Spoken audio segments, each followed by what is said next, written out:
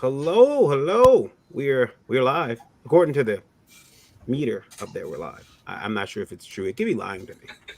Could be telling me that we're live and we're not. I don't trust it. Because they have a duck for a logo. Hello everyone. Indie Volt Livewire. We are here. And we normally have these little cold openings, but I posted in the description of the video that we're gonna change the format up a bit tonight, which should be interesting. And we'll see. I don't know what to expect on the show. It's gonna be different. It's gonna be wild. So with that said, I'm gonna roll the intro. We'll come back and introduce ourselves. Our guest for tonight is Eric Hodson, throwing away Gemini mailers. And that was just cardboard taped around this sketch cover I purchased. Joe versus Street Fighter. There we go. I'm gonna roll the intro. Here we go, folks. Hang in there.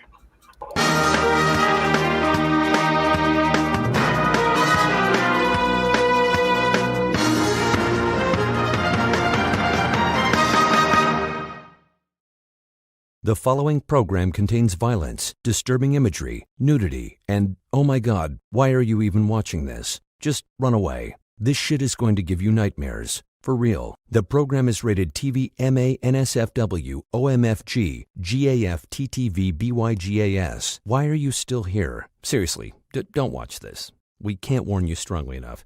Do you need a doctor of some kind? What is the matter with you? The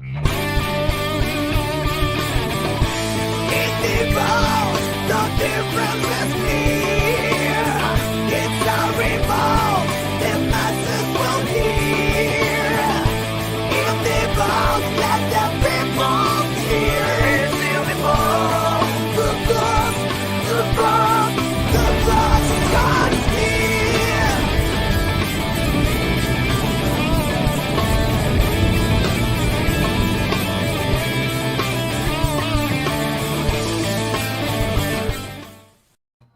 Hello. It is Ryan Grant. It is Tuesday. That means it's time for Indie Volt Livewire. Again, I'm the founder of Indie Volt Media, LLC, Varian Grant. I'm here with the lovely Indie Princess. Hello, Indie Princess. Hey guys, I am Bolo, your Indie Princess, and I am the EIC over at IndieVolt.com, among other things. Mr. Zim.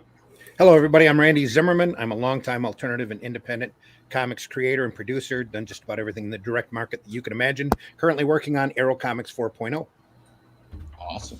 Hey, my name is Eric Hodson, creator of Dreaded Dinosaur Man, which is on the side of a building downtown. Yeah. Well, hey guys, I'm Lincoln Branch, and I am the newbie in the house. I'm creator and writer of Outlier World Forge, and this is my first foray into crowdfunding. Wow. Well, we'll be hazing you in a few minutes. But there we go. Yeah. Give it to me. Lay it on me, fellas. At first, I guess very quickly, I promised I would talk about this. I know people want to hear about it. I was at a con this weekend, and one of the things they had at the end of the show was a burlesque show. Now, I didn't go to the burlesque show because I'm sensitive to those things, but I did not know that it was also a burlesque and a drag show. Well, one of the talents came into the convention to before the show, and the carbon-based being was suited up, and I'm telling you, the ass on this person, it was not a normal ass. This ass left its parents on Krypton. This was a super ass.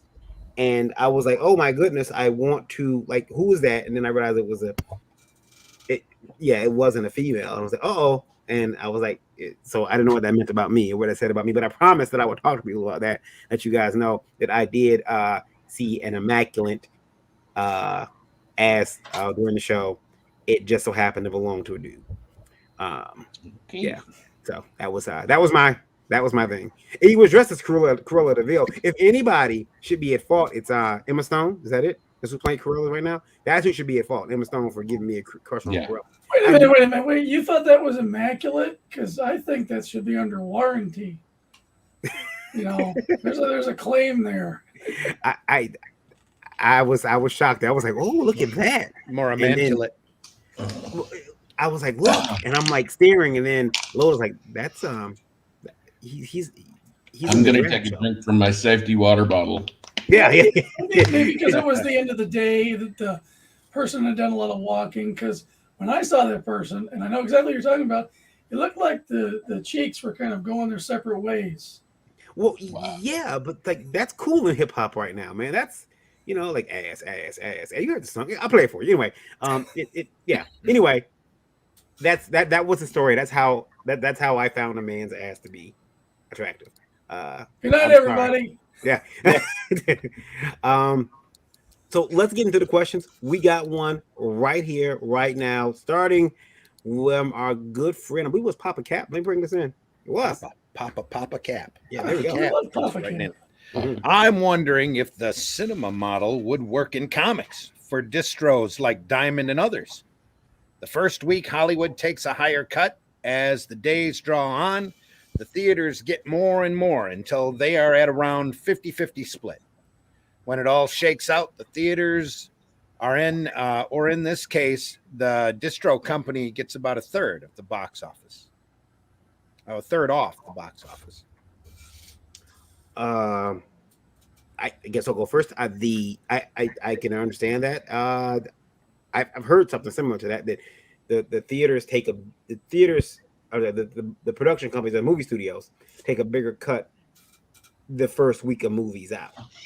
So you're paying, but the theater's taking less, and as that movie gets older, the theater takes more. Their cut goes up. That will require a lot of distro companies to go reformat their whole way of business, and I don't think they're willing to do that. Company like Liberty, you kind of can because you have to set your own pricing. But with Diamond, I don't think they'd be willing to do that because they would have to reformat everything. And that's just something I don't see them willing to do. But I could be wrong. I probably am. How do you think this would work, though? Let's just say that this was the model. They didn't have to reformat anything. This was the model. So the longer a book is on the shelf, the more of a cut the local comic shop would get. Well, if you cut the comic shop in on it, then yeah, I guess if you were selling right to the comic shop, I guess you could do that, but it would have to be on a publisher to comic shop basis with no distributor in the middle, because then the distributor is going to want it. It'd be a complete mess. But yeah, I mean, if you were, it might incentivize the comic shop to push that book a little bit harder too. Well, maybe not. Somebody's going to have to pay for the book initially, though. The way the Diamond model works, as I understand it, is the comic shop is on the hook for buying X number of copies of the book, and profitability. That it doesn't. It's different. The difference in media kind of prevents this from being even a starter, in my opinion, because with a visual media like film, they can truck their film from theater to theater and blah blah blah. Whereas whenever you're talking about, permanent media like printed copies of comic books, you're somebody's got to pay the upfront cost for the book itself, and typically that's fielded by the local shop, right? Typically, the theater has to pay a licensing fee to even show a movie, and they have to make that back before they're in profit. Mm-hmm. Right. Yeah, I mean that's why I've seen theaters get rid of movies very quick. When I was a little boy, I didn't make my parents take me to go see RoboCop 3. The first 2 weeks it was out. By the time I said, "Hey, RoboCop 3 is out, I want to see it," it was like, "Yeah, what theater?" My father had to drive me out about 40 miles to find a theater that still had it, and they had 2 showings a day. Frank Miller thanks you for your contribution. He owes me some money. He talked to Frank. Imagine the ride home. You were just crying the whole way. Yeah. What, didn't even have Peter Weller? Why was RoboCop looking so weird, Daddy? I don't understand. It was rough. So, Randy, what do you think? I agree with everybody here. It's going to take it would be a complete overhaul of the system, and it's not quite the way the physical comics work but Papa should be noted for trying to think outside the box For sure. in this. That sooner or later somebody's going to get a creative way of enticing more people into the comic shops, or to to distribute things better. And folks thinking like this is a good start, in my opinion. I mean, the theater model, it could work, but you're gonna have to find a distributor and a company willing to take a hit. Yeah. And that might be your biggest obstacle. Gosh, it's almost like if we could put it back into the grocery stores. Yeah. And that might, in my opinion, Diamond taking on distribution of pretty much everybody was, I see how it made sense from a financial standpoint from the companies in the short term, but in the long term, in terms of generationally, it wasn't in the comic shop that kids, at least in my generation, learned about who Superman was or what was going on. It was at the grocery store or the drugstore, or whatever. So. Yep, those little spiral racks were very important. Right behind you. Yeah. L. Nolan, thanks again for writing in, buddy. I spoke to a convention promoter who told me that while he's still got no problem filling his exhibitor and vendor spaces, he has seen a huge decline in attendees thanks to mask mandates or those afraid of the coof. Larger shows will be the first to fall if this continues, methinks. Yep. Yeah, and we had, I think it was a soft policy at SuperCon, because I know they had every once in a while there was a masks required sign that may have just been the talent only, like. But I didn't have one on all weekend, and virtually nobody that I saw in the con attendees. I'd say it was probably about 50-50, wouldn't you, V?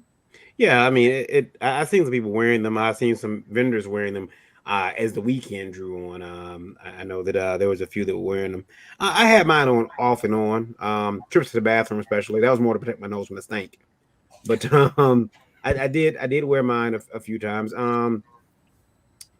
It's a policy. Something I took it. The signs they had, the mask required, as because they put a mask required little standee at everyone's booth and a box of masks, and I took that as for the vendors if they want to display it or not. That's what I took it for. But it was if you want to have a mask on, you could. You didn't have to. And I think that the mandates, there are people, I'm not going to wear a mask. I'm not going to wear a mask walking around the show. Forget it. Then there are people who are saying I'm not going to shows because I'm afraid of catching a disease. Yep. And I get that. I get both of them. Yeah. I mean, I don't know. I don't know how to answer this question. I don't think it's really a question, more of a statement, or maybe something even the cause like let's think. I think that the shows are gonna have to figure out their attendance policies. Let's take a tale of two shows. So New York Comic Con, for example, has codified it into Repop has codified it based on the mandates that they've passed in New York. Mm-hmm. So you have that angle. So the show, in order to have a show, they've got to be compliant with state and local ordinances. Mm-hmm. That's just the way it is. Right. And I would imagine that the people in those ordinances, even if they don't like it, if you really want to go to the show, you'll put the damn thing on and you'll go about your business, because if you really want to go to the show, an individual has to decide if this is a hill they want to die on. Personally, for me, it's one of the reasons why I've enjoyed the smaller shows, is because they've got this gray area where they can probably have a more lax mandate. They're not going to have these huge insurance issues or huge compliance issues that these larger convention centers, because for one thing, the convention center might have its own policy, and that might be completely different from a state policy. It could be completely different from a local magistrate policy, like a county policy. There's just so many plates to juggle. At the end of the day, though, you need to make a decision for your own personal comfort level of what you're willing to do, what you're willing to not do, what you're willing to wear, what you're willing to not wear, and make sure that at the end of the day that your conscience is clear. And those bigger shows too are going to catch hell because again they have, they got guarantees for big celebrities they brought in, and you got a celebrity that is demanding, I've heard $30,000, and all of a sudden no one signs up for that. Not even all of a sudden, but as the time it's you get close to the con, people aren't signing up for that photo package. You're like, oh crap, we're gonna have to pay this guy. Which begs the question: why would, for those who know, Fan Expo and Repop are going toe to toe, same weekend, same general area, at least 2 different events. Chicago next year and Florida next year with MegaCon and SuperCon, 2.5, 3 hours away from each other, same weekend. So they're splitting the same limited audience that's going to attend those shows. It's just some of the worst business making decisions I've ever seen. I remember it was Josh Lyman who used to say he hoped for the convention bubble to pop. And I'm like, why? And now it's like, you know what? It took me 2 years to come around to that, but I'm like, maybe some of the shows that are cash grabs and some of the shows that are just out there because, hey, I want to do a show and I see a bunch of simps I can get money from. Those shows might be better served without them. Well, you're seeing a lot of them have already pulled up and disappeared. Mm-hmm. I think the next this year, next year are going to be very rough for anybody who's not organized as far as doing conventions or that aren't prepared to take a hit. Right. I can tell you that the local convention here in my hometown, which is 70,000 people, it didn't happen last year at all, and it's a crying shame. Because they talked like they were going to do it this year. And then, I think they ran into some hurdles that may or may not have been brought on by the city. I haven't actually researched it. I don't know. Or it may, our local community is really, really lax about it. But different people, whenever they're dealing with liability issues, like you mentioned previously, there's so much of a snarl of circumstances that it's not just a matter of opinion, but at the end of the day, it's Artist Alley that's really hurting. It's the guys who are going to the show and they depend on it to freaking be able to make a living. That's where it really sucks. And, you got countries like Sweden where back in September of last year, they had 130 people in the hospital with no mandates of any kind. So you got to wonder if it's not at least to a certain degree perpetuated. The problem itself is perpetuated by a continual focus, from every side. I'm not saying that, the issues, revolving around it and the actual illnesses aren't a thing. I'm not saying that at all. But I am saying that our attitude toward it and the way that we treat it, keeping it in the prevalence of the public mind, I think is probably ultimately detrimental. Mm-hmm. It's definitely financially detrimental.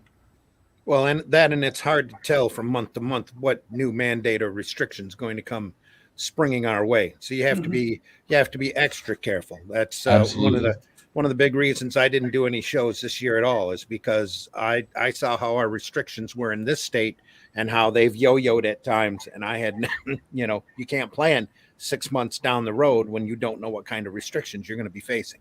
Right.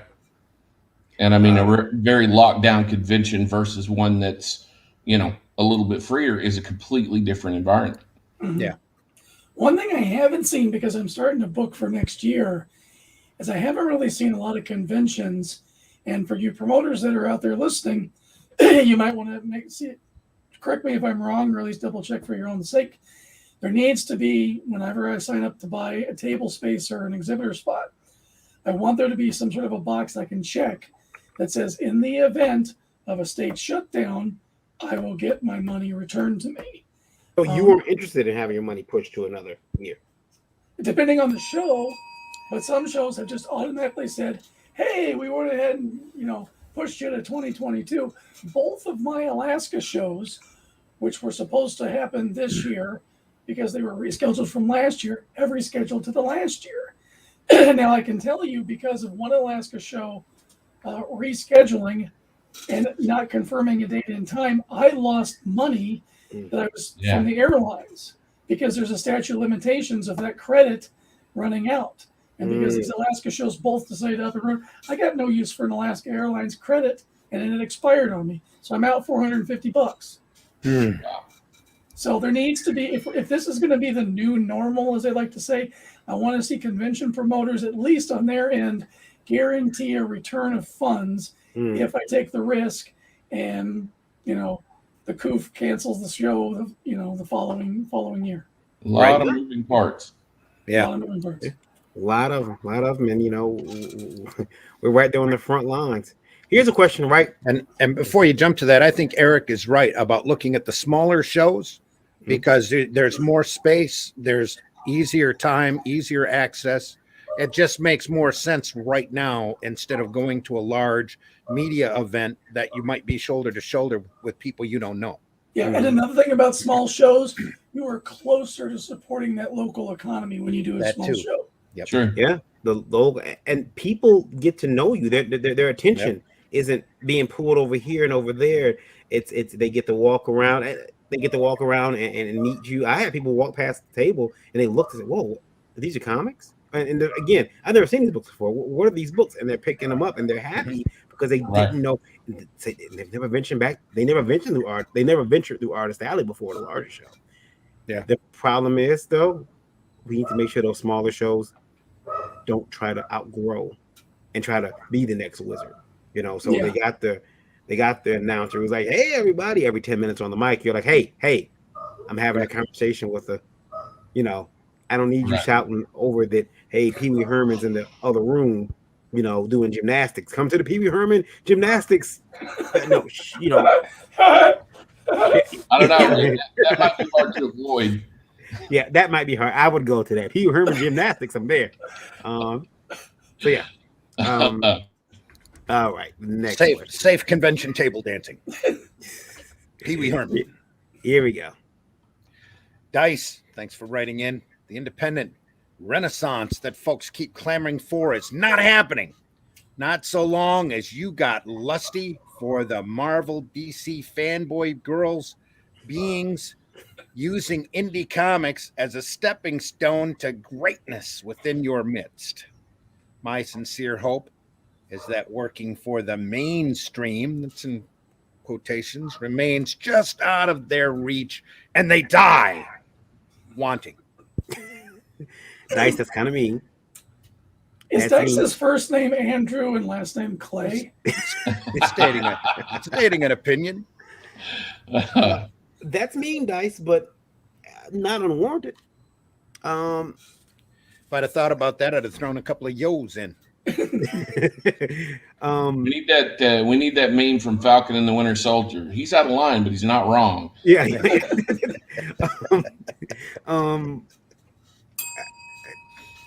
I mean, yeah, there are people who are using indie comics as stepping stone. Here's the problem. I used to think at some point, if I get to Eminem line, I thought the formula was to hit mainstream. Sure. But I would like my creation to hit mainstream. I don't want to use my creation as a stepping stone to go work at Marvel. I love Wolverine. I love him to death. But I don't want to use that to say, okay, now I left that bullshit that I was doing behind so I can come over here and slave for Marvel of a character I will never have a piece of. I might get a royalty check if they adapt it into some type of other medium. Well, till they change the rules. Right. Then you said, hey, that was work for hire. You're done. So royalty? What's a royalty? So there are people Ask who Chuck like, Dixon about royalties. Yeah. You ain't getting any. Because I want to take Dinosaur Man mainstream. I want the toy deal, the next Netflix deal. I want all that in a bag of chips. But it's got to be my own effort that gets it there, right? Not anything else. Now, with this whole, I alluded that Dinosaur Man's on the side of a building. had this great opportunity with DoorDash to partner with them to be part of this program where they highlight people who work for them as Dashers, what they do outside of dashing. They loved the Dreaded Dinosaur Man comic book. When they came to me wanting me to design a mural for them, they said to me, well, we were hoping you'd want to do something with Dinosaur Man because actually we love it. That's so awesome. With this campaign that we're doing, they're actively going to be promoting me. And it was remarkable because when I was on site, I met a gentleman who's one of the heads up, who's spearheading this for the corporation, and he showed all the concept and stuff to about 250 board members, presidents, whatever of DoorDash Incorporated. They all loved it, and when we were there discussing stuff, he kept reiterating, "No, this is about promoting Eric's work. I don't want this to be overly DoorDash. I don't want this to be a DoorDash branded. Can we minimize DoorDash in this?" He was always looking for opportunities to minimize DoorDash to elevate, my creation. So that's a great opportunity. If things, if somebody you're working for, if you're like an Uber driver or something, and they send you a survey about what you do outside of Uber, please fill that out, because that's what happened with me. You never know where it'll go. Yeah, because this could be, my property could now be in the eyesight of much higher up people than me, and that could lead to bigger and greater things. I got to do my due diligence, and get back on the webtoon and get some more chapters out. But Right. Again, I'm spinning plates. I've got American Bliss. I got the British Bulldog. I got to start drawing in November, and a few other odds and ends and commissions here and there. So, the life of an indie creator is never done. But again, if you're not working for bringing your product to mainstream, what are you doing this for? I mean, if it's just a hobby, great. It's just a hobby. But if you're like serious, and most of us are doing crowdfunding, I think we are that serious, and Right. This is what we want. Well, there was a time in my life that, getting to be a part of, one of the big two, working for DC, probably would have been my go-to. But there's not a Marvel bullpen anymore. There's not the atmosphere is not the same. I was talking about this on another show. The disconnect that exists between the owners of these properties and those who are comic book creators is so wide that the magic doesn't get a connect anymore as far as that's concerned, which is why you see the big two pretty much imploding. And I really look for in the not too distant future the day where they realize, hey, we've got decades of stories that we can remaster, or that we could just reprint, or we didn't have to do the new thing, or we can because they're seeing so much resistance to a lot of the new stuff that they're trying to promote these days, whether it be what folks consider woke or the I don't know, a lot of the feedback that's come against new books and stuff that's been produced. I mean, let's be honest, there hasn't been a real hit to come out of Marvel or DC that was groundbreaking the way that we used to see that. And that's for no other reason than that is why I really wouldn't want to be. I mean, I have a million other reasons, but if I had an offer right now to take, it's like IDW started talking the other day about how they want to be the home of indie comics. Well, you're a day late and a dollar short, because from my perspective, if you know what you're saying is, we want to grasp onto something that seems like the new thing so that we can save our bacon, because we're swirling. Yeah, we need money. And that's the reality of it. Yeah, IDW's business model has been tanking, even harder recently, and it shows, because they're not focused on their product, which is a comic book. If you look at Marvel and DC could care less about the comics. Absolutely. Anymore. They have absolutely no reason to care about the comics. If you got a 5-year-old boy, you want him involved in Spider-Man, you're looking at toys, movies, and toys. You're not even thinking about comic books at this point. If you're a normie with a young kid, there's no accessibility there. It's not like you go to the theater.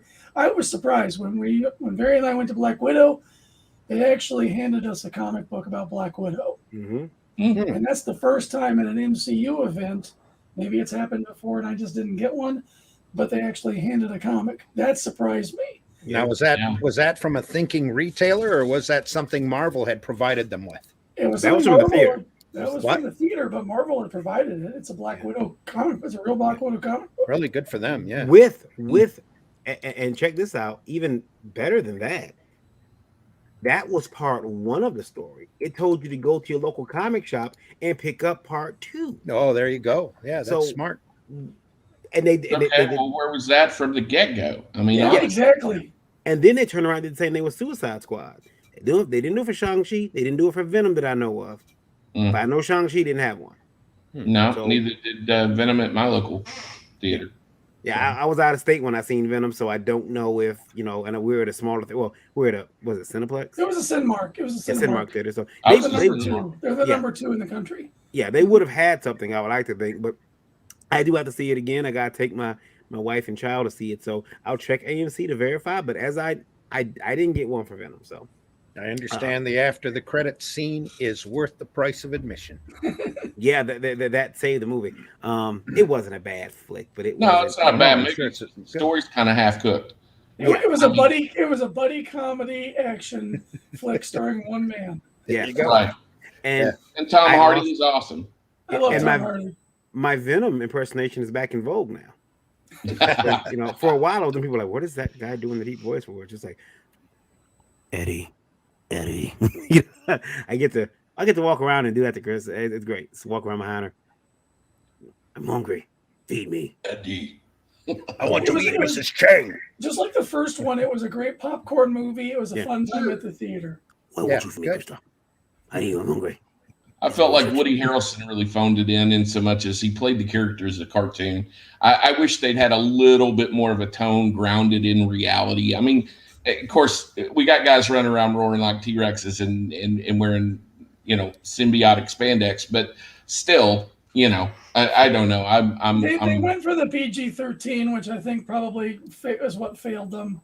yeah. They were probably hindered by that too much. If they would have went the Deadpool route, I think nobody would have any complaints. No, I think you're probably right. All right, here. But giving away comics at the theater, that's a new thing. Marvel and DC are both doing it. That's great. Yeah, I'm sorry, Ben. They need that in spades for sure. And I'm sorry, this from Smallest Publisher. This is Smallest Publisher in the chat. He says, "Evening, all. Can't wait to hear clueless artist stories." I'm gonna get to that too. Pop says the crime problem is the reason why CromCon is still going on. Says no mask mandate to CromCon 18. And Sarah says a good evening. Good evening. Yeah, Sarah. Sarah. You're doing well. I do think that I was at IDW hires artists that are horrible. Well, back on the pattern that Dice was talking about, lately we've been seeing people coming into the mainstream fresh off the street, working on the mainstream for a few years, trying to garner some sort of a name or reputation, and then leaping over into the alternative publishers so that they can show off their Netflix IP. Mm-hmm. So it's kind of starting to work in reverse. It really is. I mean, Steve Niles was the original early adopter of that sort of thing, in so much as, with 30 Days of Night. I don't know how many of you guys are familiar with his story, but he made over $1 million for just the film rights for 30 Days of Night back 25, 27 years ago, something like that. And been that long? That's crazy. Yeah, it's nuts, but it's fact. But I mean, that to me, ain't all Steve did. I'll keep my mouth shut about that though. That's not all he did.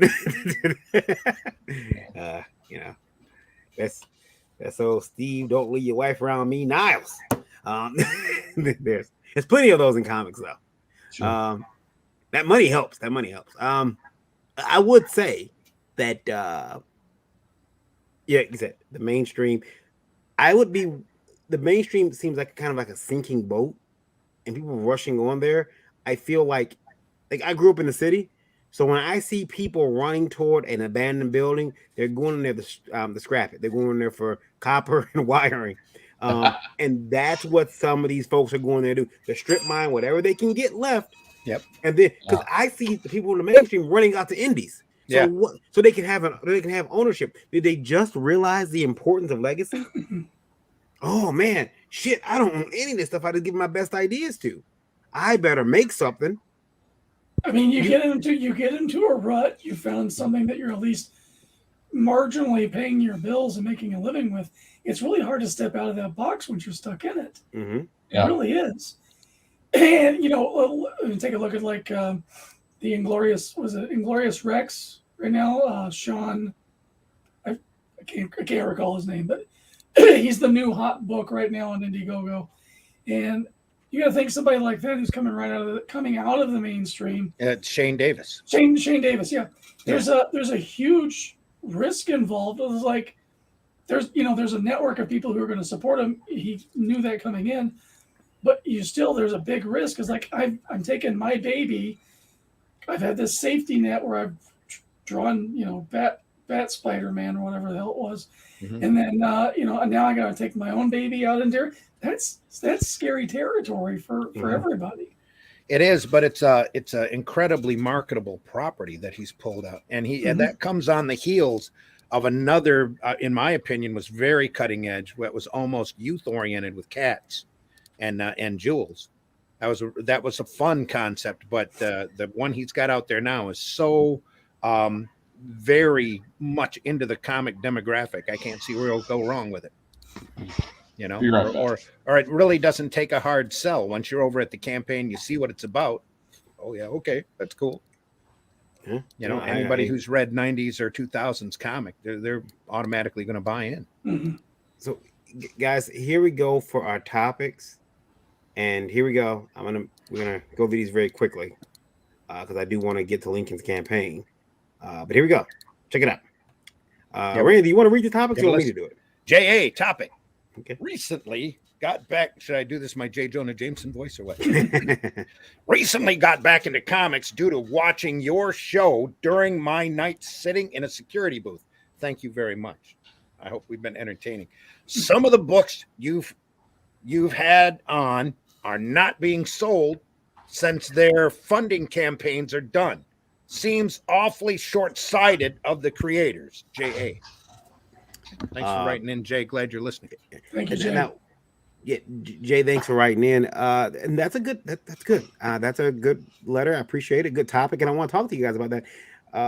We talked about this creators before, not pushing their campaigns or their book after the campaign closes, or saying, "Okay, you can get book one in my new campaign." But where can I buy book one if I don't want to wait? Maybe I don't want to wait for your both books to ship. Maybe I want to buy one and then I'll wait for two. Is there a way, and some people do it. So I've seen a lot of creators saying, hey, here's my book. Here's my, you can go to my website and pick up part one.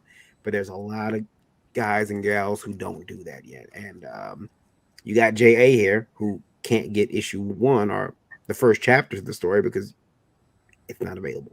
Mm-hmm. So yeah, it does seem short-sighted, and I'd be interested to know how far JA is going back. And Jay, if you're listening, and I'm pretty sure you will be, let us know what books they are.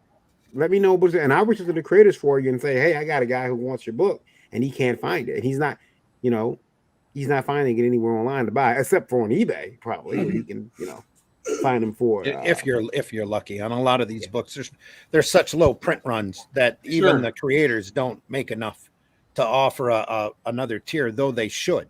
Mm-hmm. But yeah, right now, especially with the crowdfunding campaigns, it's still the Wild West. There's still people going in and figuring out what they're doing right, what they're not doing right, and stumbling over their own feet, making basic mistakes. So yeah, Jay, if if these books are out there, you want to see the next one or you wanted to see the first one, do let us know. We'll go after them and ask them what's up.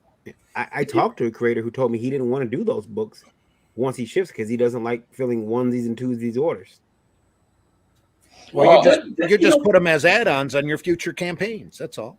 Yeah, but it sounds like the perfect opportunity for a distributor to come in and say, here's a selling platform for crowdfunding books. Exactly.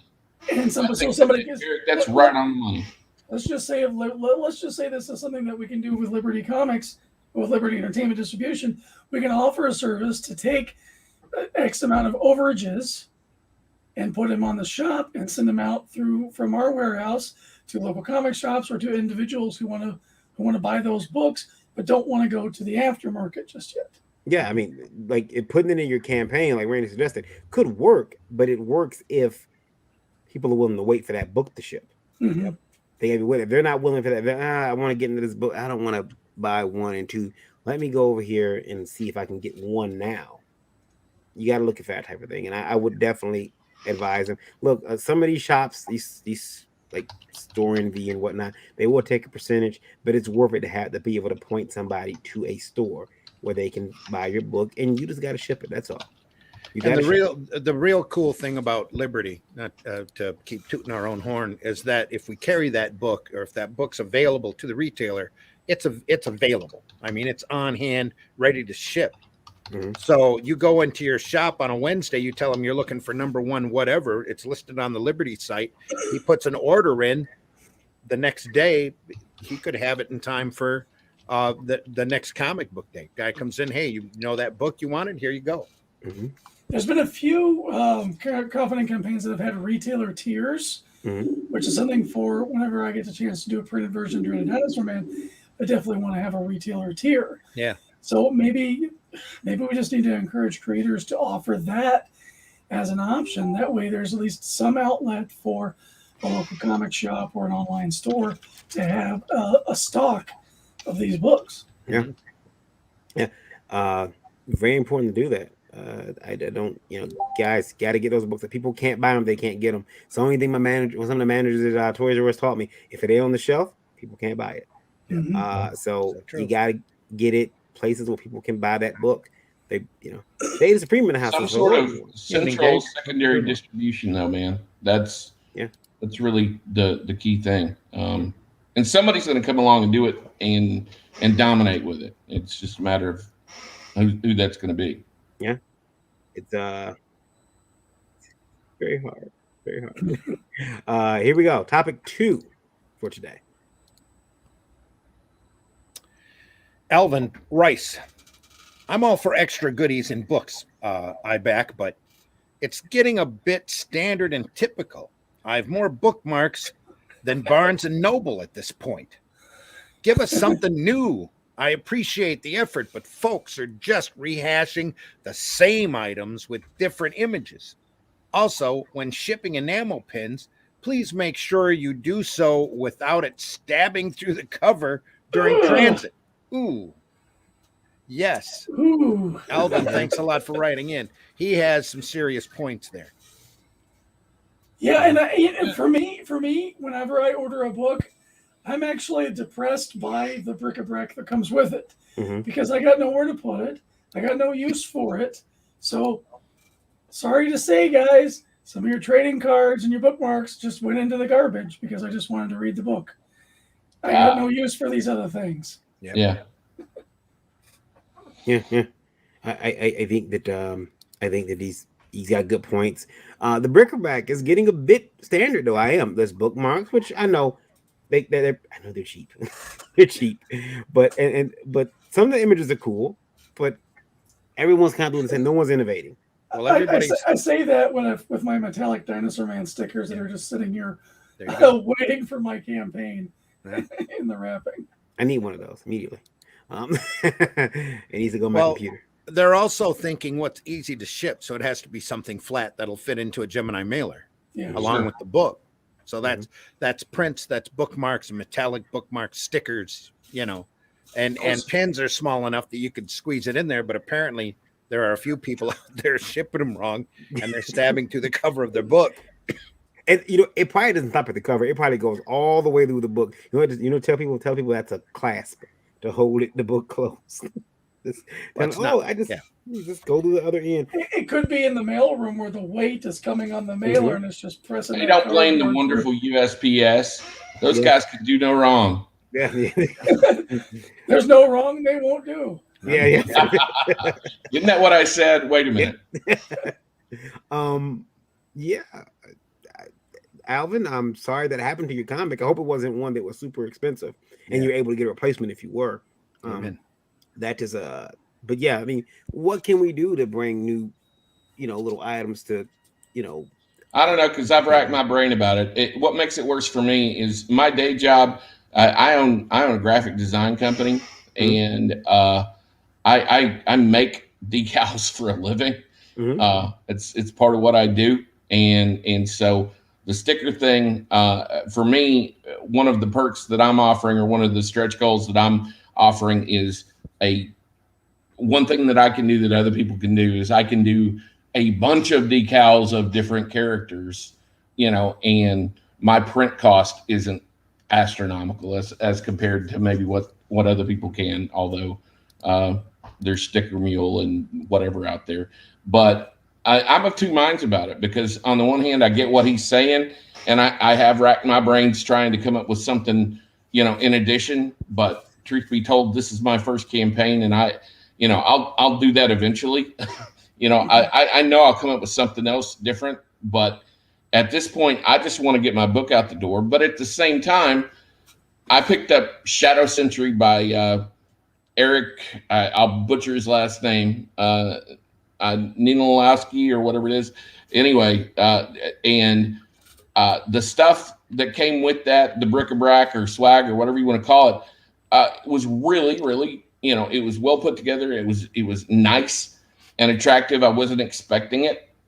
So that was cool to get all that extra stuff, in so much as it said, wow, there's thought and care that he put into what he sent me. What extras did you get? Do you remember? Well, yeah, there was, it was just typical stuff. There was 2 bookmarks, one of which was a hollow foil thing.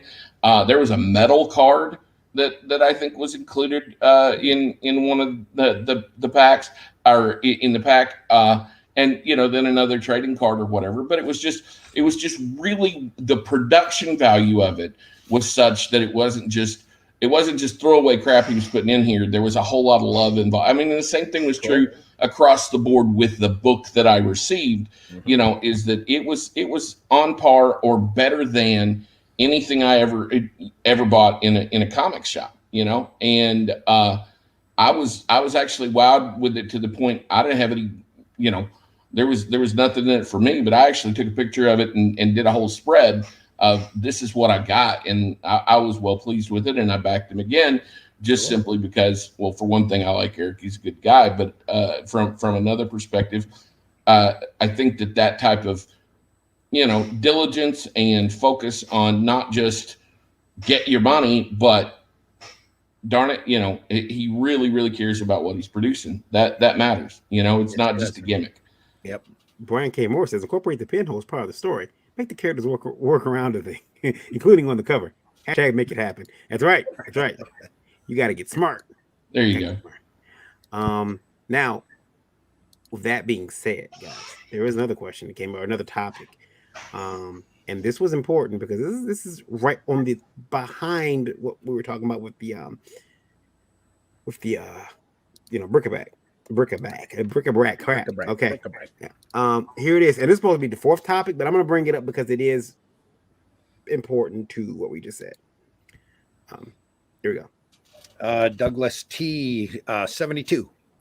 If a back project ships without the promised extras and stretch goals due to printer issues or finance problems, is that a problem?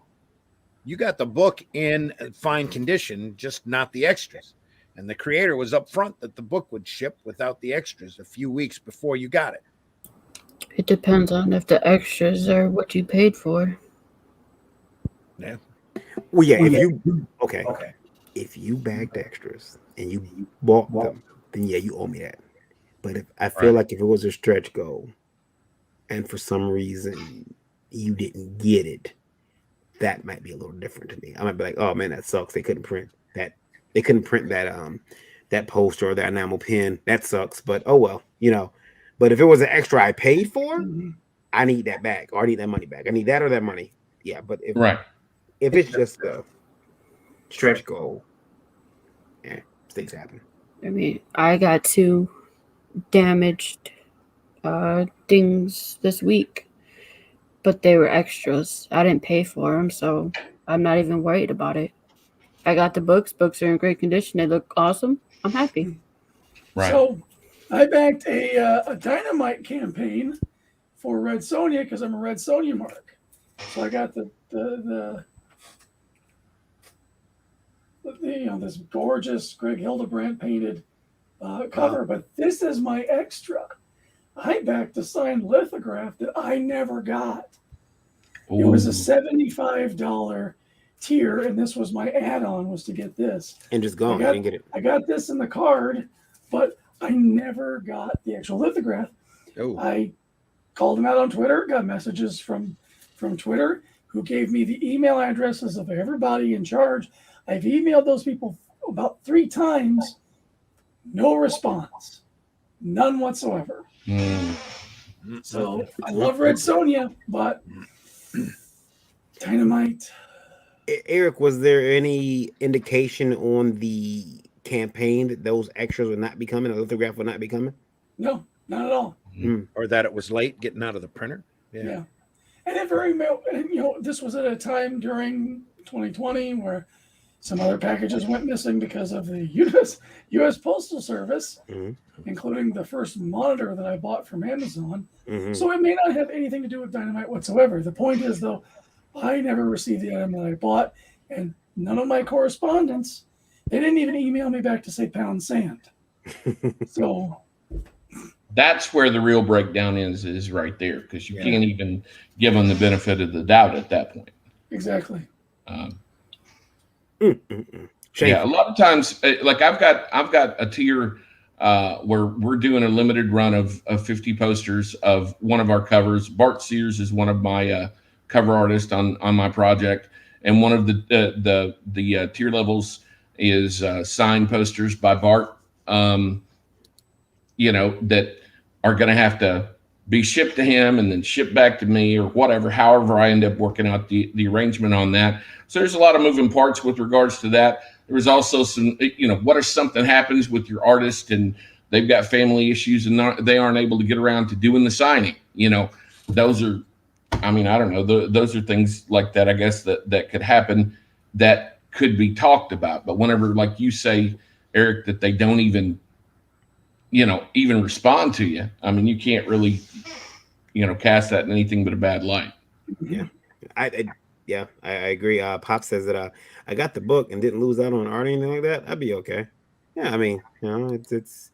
I feel like I'm not saying backers should be doing that, but not backers, but publishers should be saying, hey, I'm not going to ship those, but I'm going to put these fake extras up there. People give me money, and I'll claim that it was a printing issue.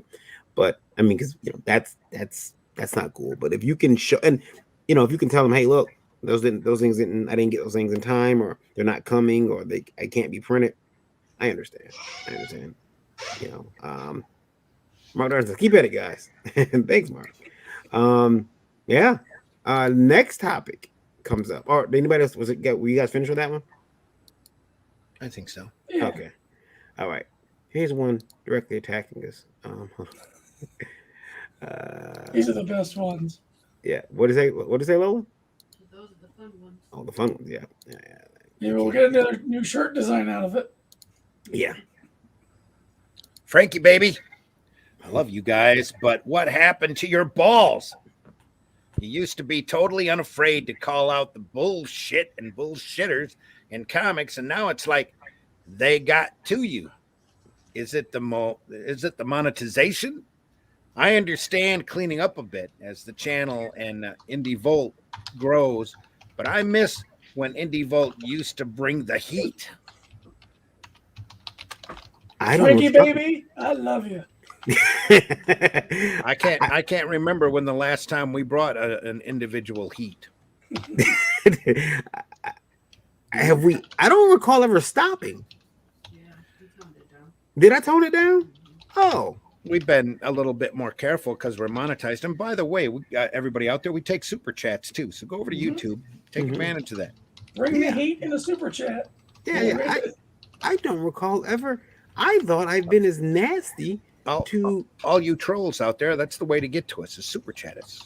I thought I had been as nasty to old Mr. Gibson as ever. I don't understand why. I mean, I don't say fuck him on a regular now, but I mean, I do. I'm quite nasty. I thought this is nasty. Wow.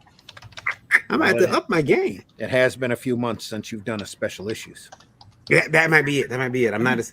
I might be. That might be it. I might have to get nasty. Did we go too hard? Maybe we were too hard in the beginning.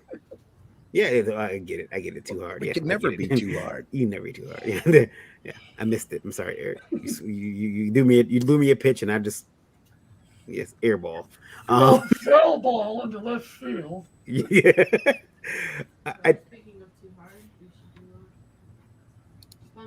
I will. I'll do a sponsor break. I'll do a sponsor break with Too Hard, but I don't think we've gotten soft, and I don't think that. But I mean, if you need me to say screw people, I will. Like again, I'll bring it up, but later in the day, I'll bring it up later in the show. But I had a guy next to me say, and this is just true. Everyone can listen. Listen, if you're listening, make everybody in the room be quiet. I heard an artist tell me, he didn't tell me, he told another person. His art, he's an indie artist, mind you, because he's worked on a few projects, but nothing really, really mainstream. That his art appreciates in value so rapidly and by so much that even he can't afford it. Now, I wasn't drinking when he said that, but if I had have been, I would have done a spit take across my art. Because I had to look and see if he was bullshitting. I thought he was making a joke. And I'm glad I didn't laugh. Oh shit, you're serious. Are you calling him out because you said you were going to name him? I just may because the problem is these people out here, are so hey, variants, they take shit out of context all the time. Even though I'm calling them out. He was my neighbor, and he treated, and the thing is, he treated a photographer very poorly. Photographer came by. I'm not sure. Lola was watching. As one of those out of body experiences. Lola was watching. She said that the photographer accidentally knocked my prints over, had some prints on the table, and he knocked them over, and they fell over the front of the table. So I would have had to walk around my booth to get them. But the photographer was like, "No, I got them," and he reached down to pick them up. Now he's a fairly big guy.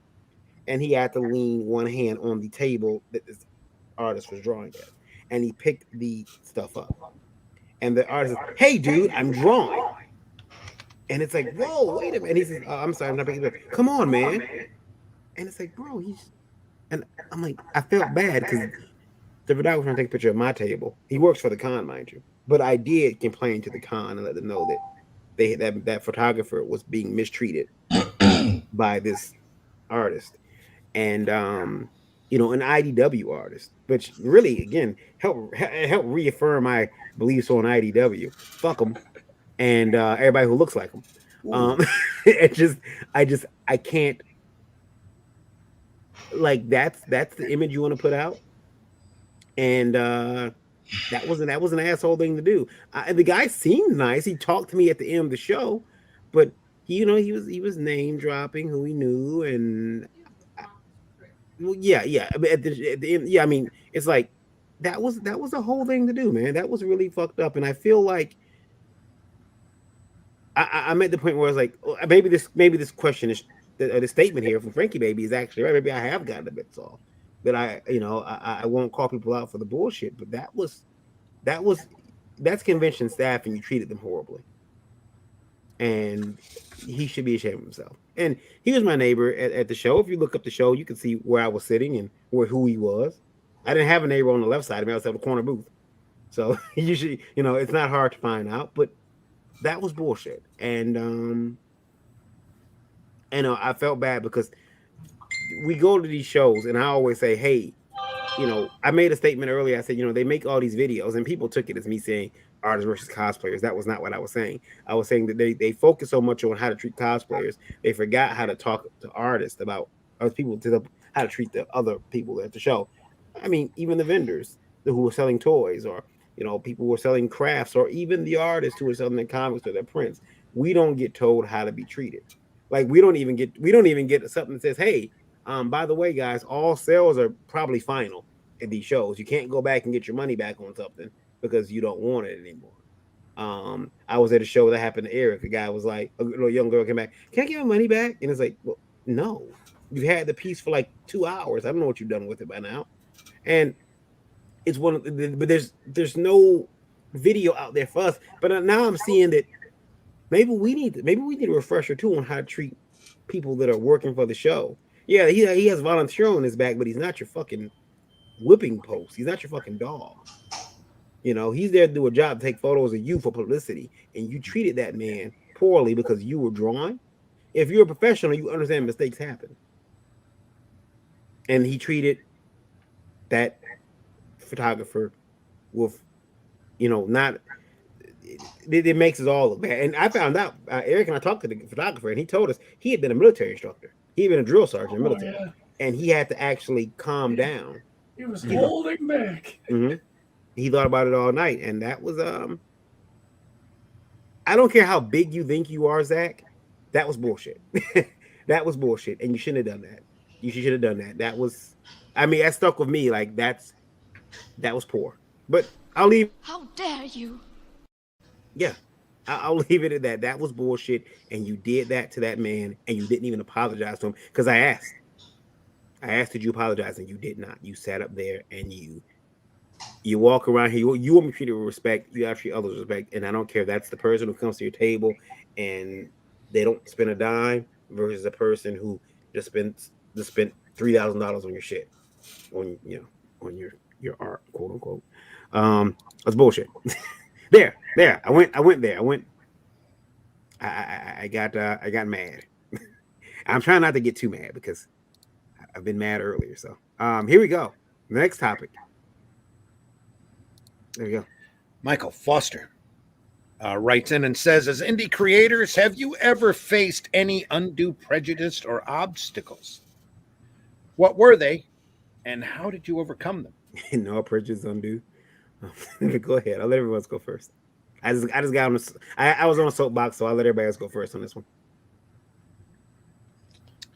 I don't know.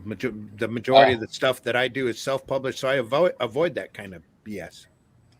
I can tell you that whenever I was first really getting the ball rolling, after I'd written, plotted at least the story for my book, I was looking around for talent to draw the book, because even though I've been an artist my entire professional career, I have not done sequentials on any kind of regular basis in 2 or 3 decades. Well, 2 decades anyway. And I'm making myself seem older than I am. But in any event, I was looking for talent. I was in a group, I don't remember the name of it, on Facebook, about connecting creators and you know, blah, blah, blah, artists and writers or whatever. And I had literally never posted there before. And I posted a, you know, blurb about paid position for an artist on a book that was going to run, you know, ultimately 80 to 120 pages, blah, blah, blah. You know, if you're interested, DM me. That was it.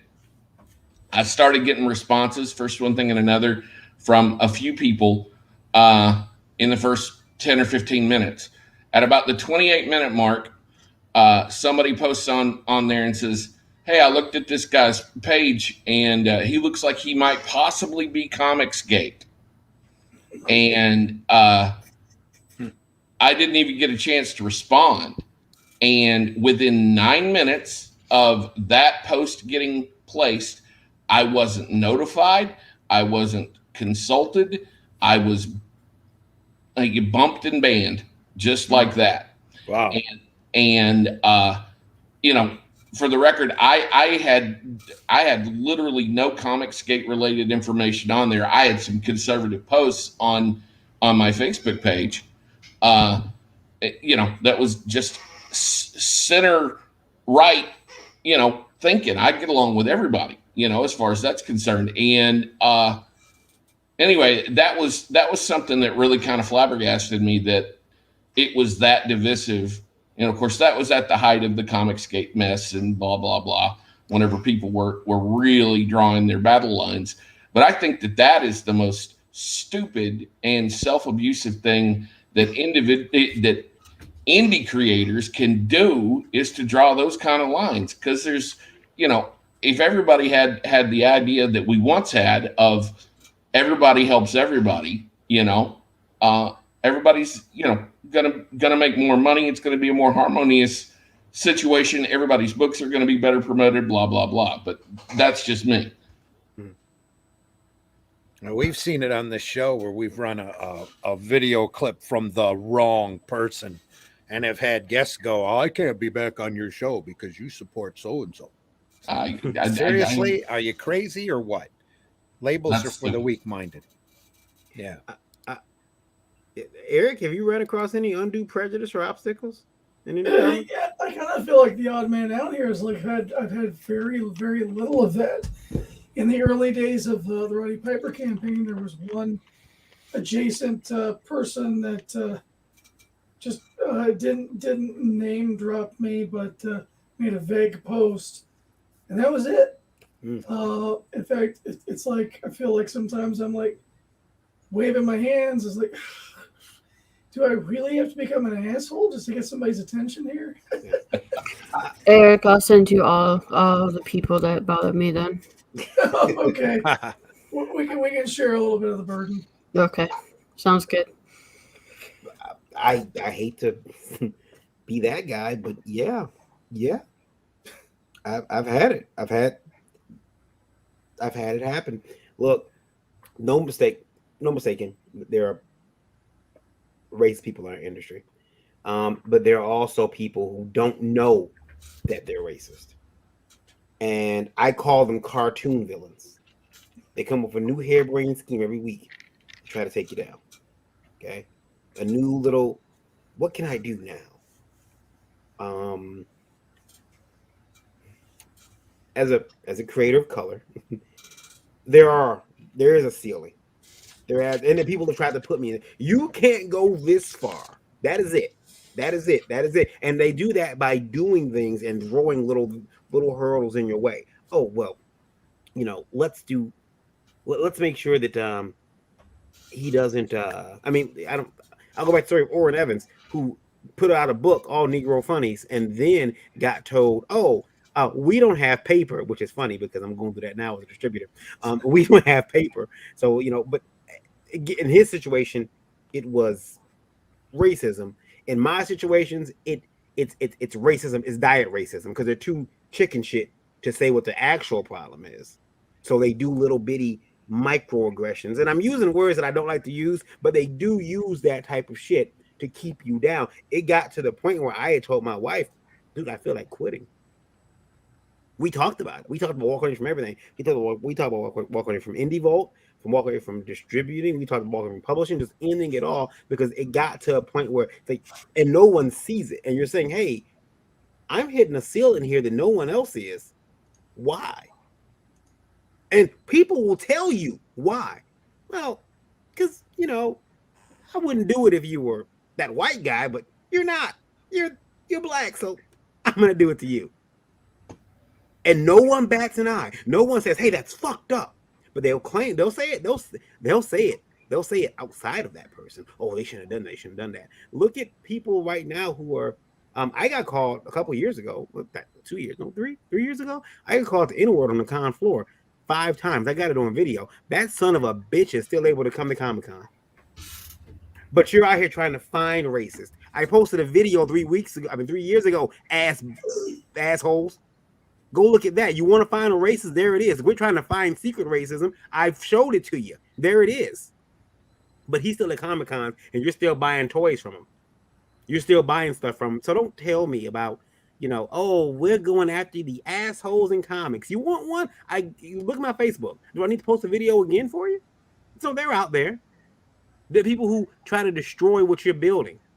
For no reason. They can't produce a reason, so they have to try to throw rocks at you. Throw rocks at your throne. Racism. And everybody who stands by and allow it to happen, check your fucking asses, because you're full of shit too. And that's where I'm at. That's where I'm at, because I've seen them do it to Indie Vote. I'm seeing them do it to my current company, Liberty. I've seen people fuck with stuff because they can't have it, so they got to destroy it. And you're not supposed to have that.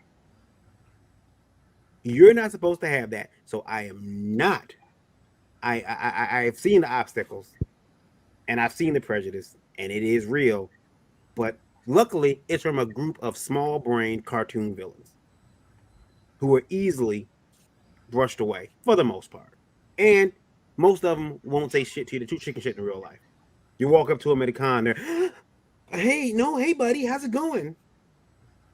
So that's how you do. That's how you deal with it, Michael. If you, I feel bad if you dealt with it, but it will happen. I don't know if you're black or Hispanic or whatever color, but you will do something. You will come to problems just because you're indie. You will get people who won't respect you because you got indie comics. You don't have the machine behind you. They don't give a shit. But I'm not going to sit here and tell you there's no prejudice in comics. There's no obstacles. No, there are. There are. If it's not because you're indie, it's because you're black and indie or Hispanic. And it does happen. It does happen because there are people who will take your shit down. And I don't care. I might be unpopular for saying it. You might unfriend me for saying it, but it's fucking true. I don't care. It happens. All right, that's it for me. I'm off my soapbox. And like you said earlier, that kind of shit needs to be called out. But there's so much of this other parroting out there of uneducated people who never sat down and done any research that wants to throw isms and phobes around just because some guy next to them did, or they heard, if you're on the wrong list, I can't have anything to do with you. You know, that kind of crap that just has to stop. People have to get an education out of it. Creating chaos 24/7. OMG, who cares what comics religion you are? It's childish. Comics religion. It is. I love it. I love that. I love that. Yeah. Like, I just make a book and people, they'll find a reason to bitch about anything. Yep. Yeah, it's and it seems stupid. we always have that talk at least once every couple of months, 6 months, 4 months, or somewhere in there, about people, well, you had so and so on and they're the wrong affiliations. Like, screw you. Yeah, they do good comics. We want to show good comics. Leave us alone. Yeah, I mean, there's real prejudice out here. If you guys want it, you can find it. There's real. Quit trying to make people out to be villains that they're not. There, I can show you some real shit if you want. Message me. I'll show you some real shit. That's it, guys. I did want to say that we are at 72,401 listening right now. Indie Vote Radio. Thank you guys for tuning in. And remember, tonight, after hearing my sexy voice, you may be bothered. You may be ready for some action, but you can't perform because, well, maybe you're drunk. Maybe you got whiskey dick. I don't know. But that's okay. We have a solution for that. Here it is. This video is sponsored by Too Hard, the #1 natural erection formula. You can never be too hard. That's right. Get up. Literally. So that being said, fellas, and I'm horrible. I'm horrible for this, but I'm gonna say this too. I'm a fella now. Yeah, fellas. I'm sorry. Well, I thought you were, a being. So I'm a being. A being of Okay. Yeah. I would be a being of whooping your ass. That's possible. It's possible. I'm a being. Lady and gentlemen. Yeah, lady and gentlemen. Also want to bring up the fact that our Eric Hodson here is the picture is complete. It is done. It's on the building. It's bigger than that. I don't know if you guys. This is the first panel. Yeah, the first panel of it. There's an actual comic on the building. So looking forward to seeing that. That's got to be awesome. That's cool. Can't wait to get down there. Was that local artists that came together and did the painting, or how did that work? The company Nero's found a local guy who, and I apologize for not remembering his name off the top of my head, but that's what he does for a business in the area. He's done 7 or 8 different murals. Him and his brother. They had a cherry picker, and they projected on the wall at night, do all the line art, and then during the day they painted all the films. I have done that, just so you know. That it used to be back in the day, before the advent digital printing for everything. That guys in the sign industry, it's almost unheard of now. Although I heard about one happening pretty soon.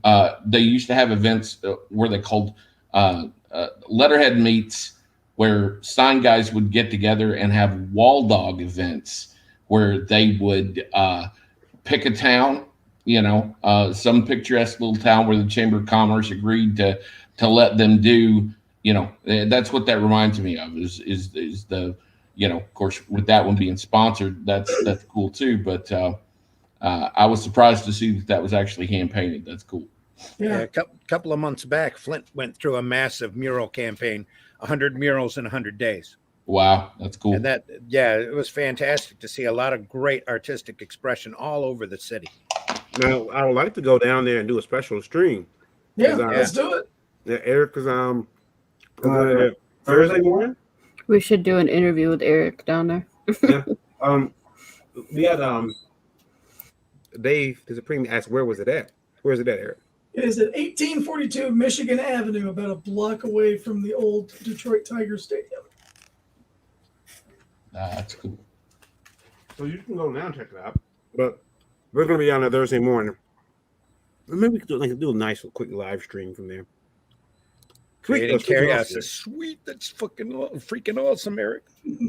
Was it more awesome? I'd like to confirm. Eric, is Vij up there? Yeah. So there's Vij up there. So I'm up there. Yeah. Yeah. Which makes you can never be too hard. Which makes it even better. I went from spraying buildings downtown with spray paint to being on one. And I've never been caught or arrested for any of the shit. It's great. You can never be too hard. Also, Lincoln, I have a question. Did you just say you were married? Yeah, I'm married. Been so chained for 30 years next year. Congratulations. Me too.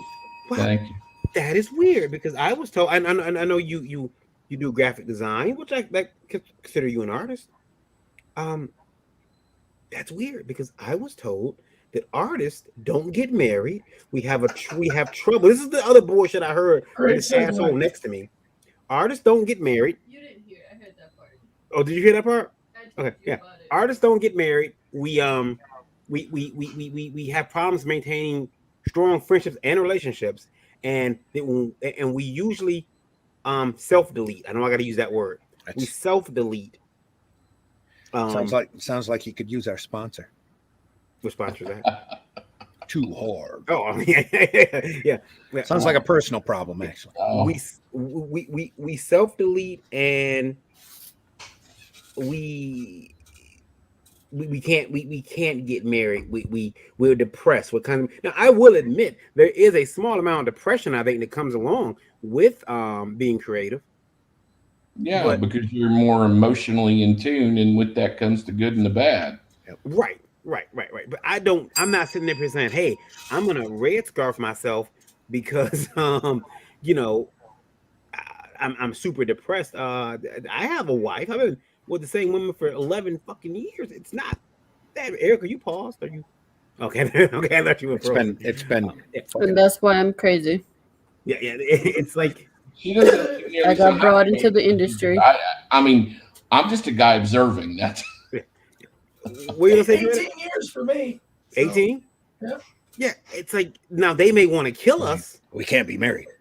They may want to kill us, but that type. I mean, the shit I heard that. I heard that. I made her into a weeb. You did. I mean, believe me, if they're still with you after 5 years, that God bless them, they can put up with our shit. Just keep them. Yeah, Dave the Spring says, "Holy shit, really?" Yeah, Dave, he said that. He said, yeah. We don't that we all self-delete, and you guys just take them in, think what that means. We take ourselves out because we get depressed because we're wired so differently and we have faulty wiring. Those words with you, WLA.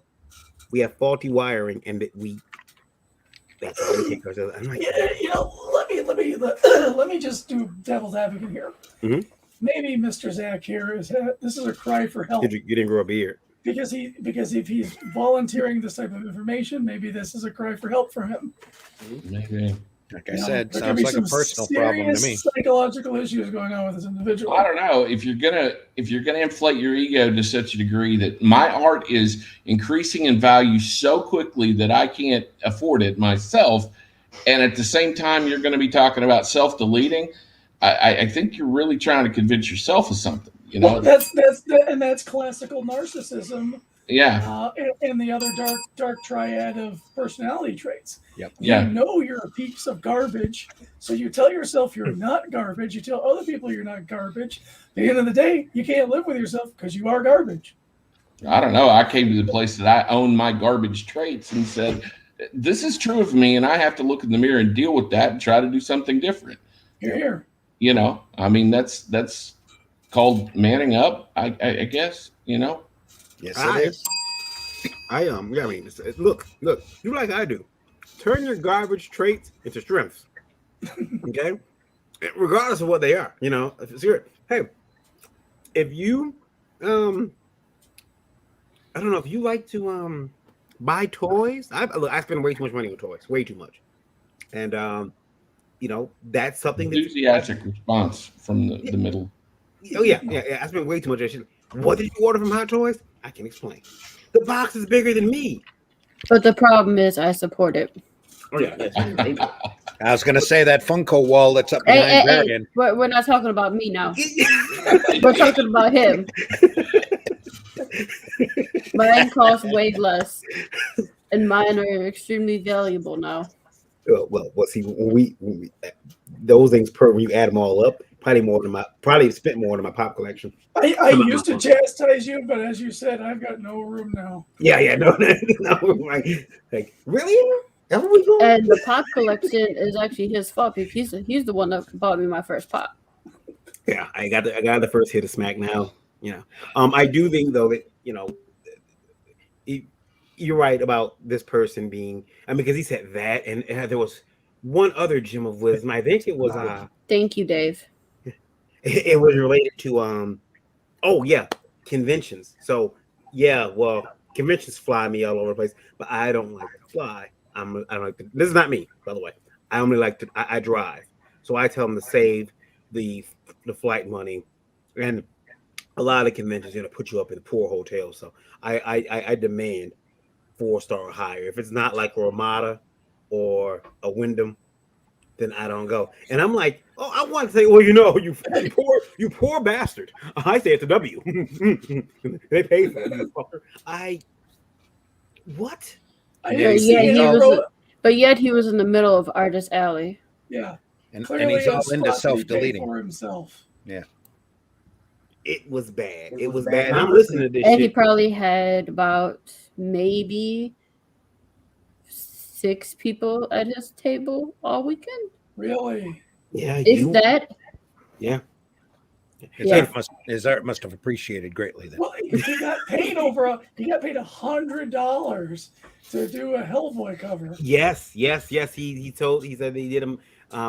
Mike Mignola does Hellboy covers for it pays $100. I have to check with Mike. I'm gonna send Mike. Hey Mike, is it true? I heard Mike Mignola. If you're out there, if somebody wants to send it to Mike Mignola, Mike, is it true that you were paying artists $100 US for covers for Hellboy?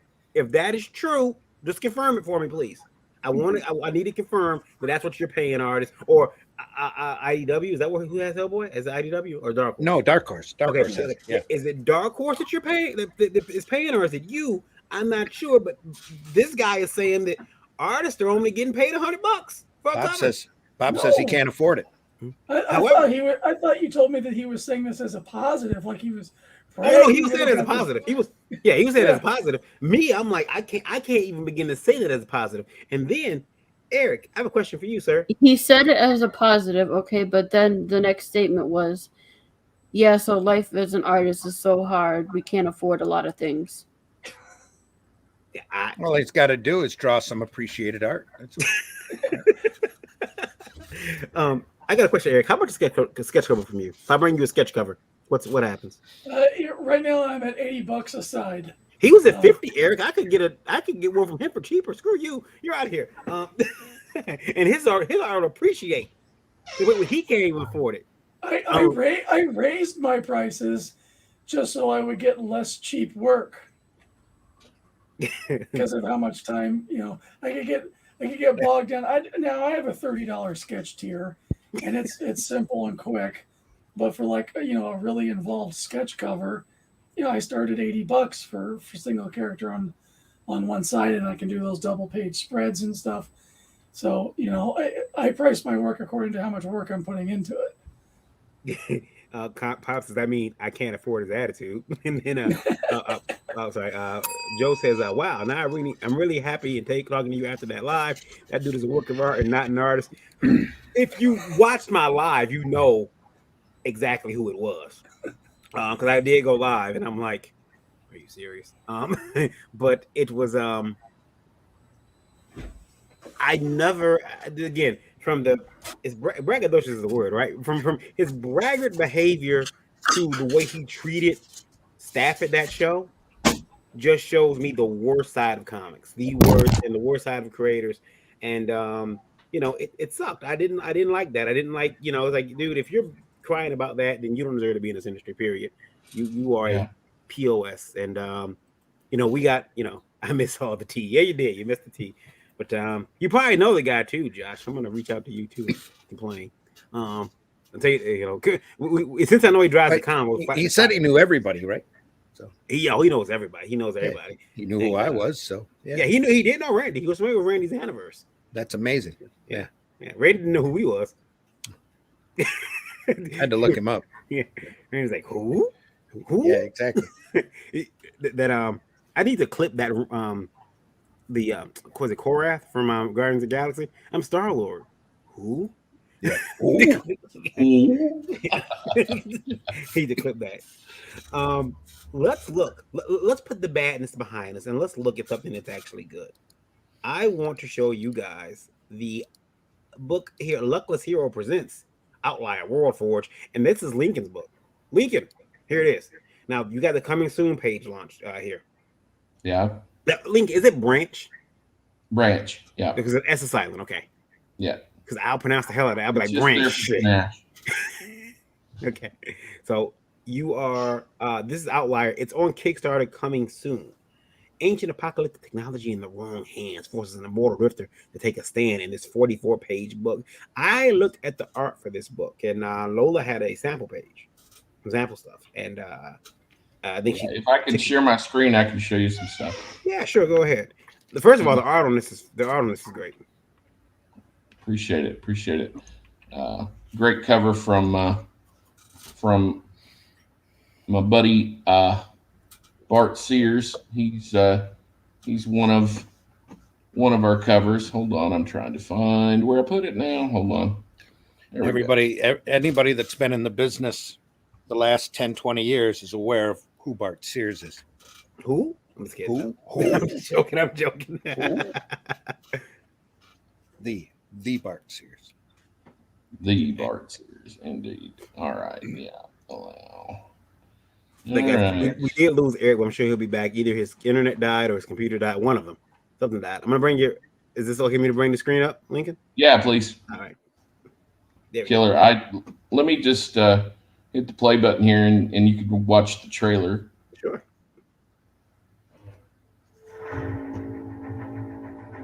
Rafe Gadara stood witness when time began.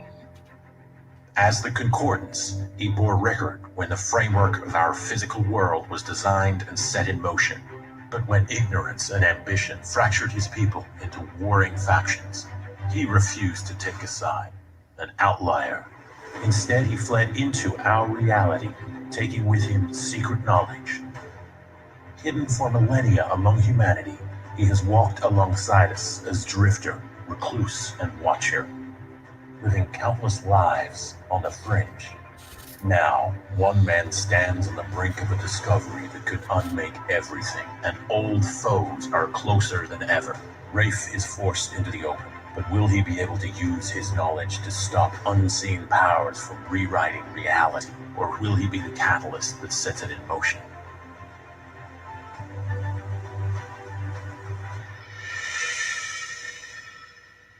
It's sexy. I like it. Awesome. Well, Now, who's the artist on that book? The primary artist for the interiors is a guy named sorry, I'm still new to this whole sharing screens thing. Let me stop that. The guy's name is Flavio Nanogarone.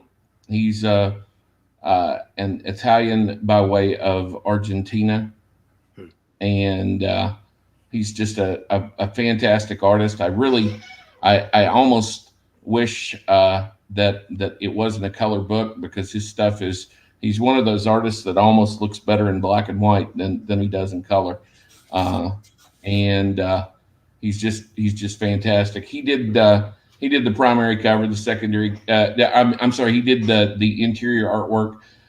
Bart Sears did our secondary cover. Our primary cover is done by an artist named Javier Giangiacomo, and Javier is going to be doing his artwork is very similar in flavor to Joe Mad as far as that's concerned, and he's actually going to be picking up in November and doing another book for me that is called Hero and Sidekick. That's a totally different genre from what this book is.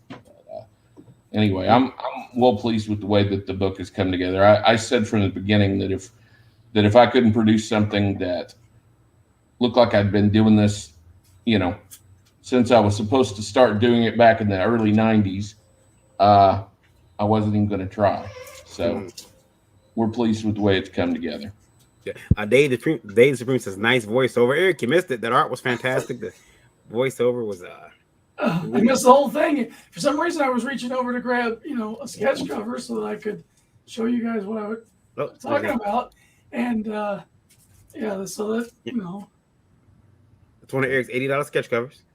Well, turn around. 80 per side. This is two-sided, so Sweet. it's a full page spread. You're clearly full of yourself, man. I pulled my microphone and it fell off. And for some reason, that crashed whatever driver was running, and StreamYard couldn't connect to the camera anymore, so I had to reboot the whole machine. And Zachy didn't even want to do sketches of shows. He's like, I take it home and send it to you. What? Yeah, he didn't do shit of shows, so he's probably going home to lightbox the shit out the art. Could be. I mean, I did 4 sketches at the con that weren't already on my table. Wow. Yeah. So. It's gorgeous art, man. Thank you. Speaking of gorgeous, Outlier. Now, when is this launching? Because you got the upcoming project Kickstarter page up. Well, I'm trying to gin up a little pre-promotion. Is really the only thing that we're waiting on. The art on the book, I'm waiting on 4 pages to show up, the final 4 pages, and then I can officially say that the book is 100% complete on the art front. We're well into color. And of course, I'll be lettering the book.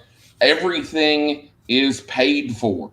Sweet. So at this stage of the game, when it comes to looking at the risks that backers would have, appreciate it, Dave. There really isn't any other than, me keeling over or something.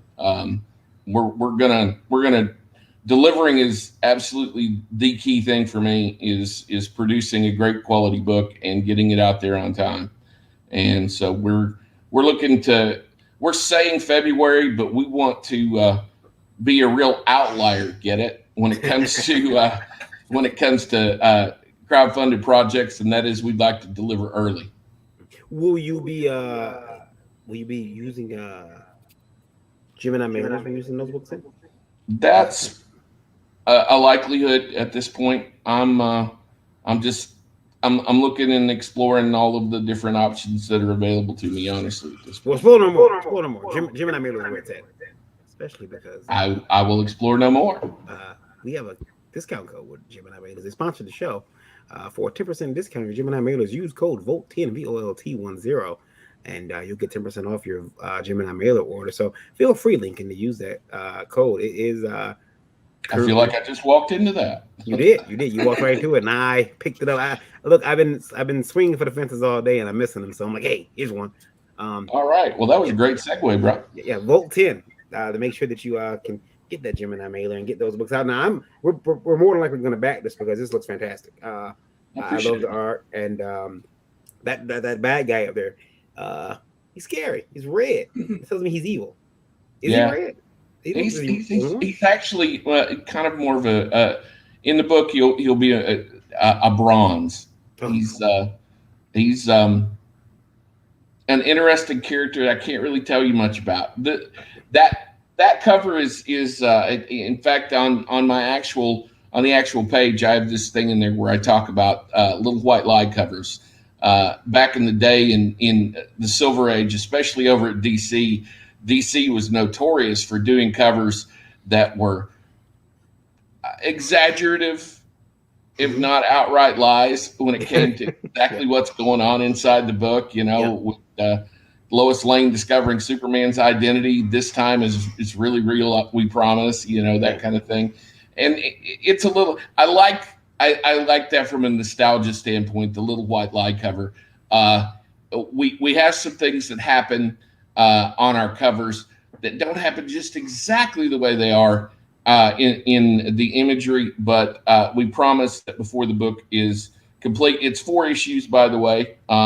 Each one's going to run about 44 pages. That's the plan right now. And I'd like to be able to put them out every quarter, if not sooner. It really just depends on the funding being there to make it, commercially viable. Because this first one, it's not about the money at this point. It's about getting a following and getting people to look at our product and say, "Damn, that guy, actually has something there. He's somebody I'd like to follow and see what he has to say." So we're not reinventing the wheel here, but we're hopefully putting a new spin on it. For a second, I thought you were trying to, when you were figuring out what color he was, I thought you were going to say brown. Link, we got to have a talk after the show. But he's bronze. We can take bronze. I got a villainous character and I gave him a goatee, and I don't know why I did that. Probably because I can't grow one. So anyone with a goatee is evil. Eric can grow a goatee, he just won't do it. I get like a side goatee with a bald spot in the middle with a soul patch. There's an old photo of me from 2006. I had a full Hogan. Did you? Yeah, a full big Hogan going on. My wife hated it. My wife hated it. Randy, you shaved the beard once before. You said the wife didn't like it, correct? I had to beg her to let me grow it because okay. I'm tired of looking at my chin. I got a big dimple. Yeah. So I haven't seen it in many decades. I will let you know. Have those dimples insured. It's probably grown into like a Kirk Douglas chin at this point. I am not sure. I haven't seen it. I was just happy to get rid of it and grow the full goatee. There's a young lady I know that has Superman chin too, and she takes great care to cover it up, like foundation and all kinds of stuff to not show that she has Superman chin. But she does, and shame on her for covering it up. I think it's cool. I also probably be sleeping on the sofa tonight. So that's gonna happen. Are we still talking about facial hair? Yeah, we're talking about facial hair and Superman chins. Oh, here we go. Let's see. Hold on. Let's bring this up. There it is. Look at that. Look at that. Oh wow. Circa 2006. Now, is that because you couldn't grow the patch between the two parts? Yeah, nothing grows in the middle. Nothing grows there. It's that weed be gone you chinned when you were younger. Yeah, it's like that part of the earth was salted. Yeah, it's like the top of my head. Yeah. So, what do you think about launching this again? Because I want to get in there. I know you can go over to Kickstarter right now, folks, and bag this. As Luckless Hero presents the Outlier Warforged. But what are you thinking about? If nothing else, they could come over and for sure sign up and get on the list for notifications and whatnot. I'm gonna probably be giving away a signed poster to one of the folks who sign up for the notifications. I'm just gonna pick somebody at random, and they will, when we ship them, get the poster. Okay. And that's partly I've been talking to Bart, and I haven't heard back from him as to when for sure I can get things into his hands. So, that's still in play. But as far as the book is concerned, I'm looking at either the 3rd or 4th week of this month around Halloween or the 1st of November is what I'm thinking right now. I'm raring to go. I'd love to put it out there and run with it right now. But honestly, I really want to get this book hyped up and have a bit of a following. Like I said, I'm new to the game as far as the self-publishing thing. I've been in the graphic design world for the past, an embarrassingly long period of time, and I've written for publications in that have been around the world as far as in that arena, but I don't have anything out as anything like this, and so we're trying to build a following, trying to get our legs underneath us, and so that's where I am. That's good. I think it looks fantastic. I like books that are drawn well with a passionate story behind them. And it's another one I'm gonna have to back. Now, if you do not get it to me on time, I'm going to roast you on this air. Please, you know what? I will come on and submit to your roasting. I will absolutely do it. I will deserve it. So, and I will not make excuses. I will just take my beating. I'll be like, "Wow, we late, Lincoln." I'll take it, but I don't think that's going to happen. I'll do that if I fulfill on time. You come on, you let me come on and brag about it. Oh yeah, definitely. Yeah. You can come on and brag about it. Got to come on and brag about it. But I got to say this has come together so nice. I have so enjoyed working on this project, and it's honestly, doing comics is all I wanted to do whenever I was from the time I was 15, 16 years old. It's all I've ever wanted to do. And whenever I was 22, 23, this crazy bug bit me, and I married this lady, and birds and the bees happened, and kiddo came along, and suddenly comics went on the shelf, and graphic design became a whole lot more practical. And so I stayed as close as I possibly could to my love of being in the art business by doing the graphic design thing, and my independent nature by doing it for myself. And I've raised a house full of boys, and now I've got a little girl, and we have done okay. And we're not setting any land speed records, but we're doing all right. But I said to myself honestly, whenever COVID started, I took a moment during that slowdown to say, you know what, if I don't do this, I'm never going to do it. And here we are. And darn it, I'm going to take this horse and run it as far as she'll go. Mm-hmm. So cool. That's where I'm at. Awesome. And we got a question from Indie Volt Radio, and I wanted to make sure there's a new way to do Indie Volt Radio. You have to, the new way for me to get the questions. When I get them, I can no longer copy them and paste them. So I'm just kind of stuck with, and I have to answer the person, okay, thank you. Otherwise the question goes away. So one of the ones is, and this is for everybody on the campaign. What do you do? And this is weird. What do you do when your country will not let a book enter because of the rules of your country? What do you do? And are you willing to refund a backer if that book can't enter the country? Lincoln, you've got a book coming out, so here you are. What say you get some, you're checking your tracking and you see that it's going overseas and the book has been refused by whatever country because of its content. Would you refund that money, or is that buyer beware?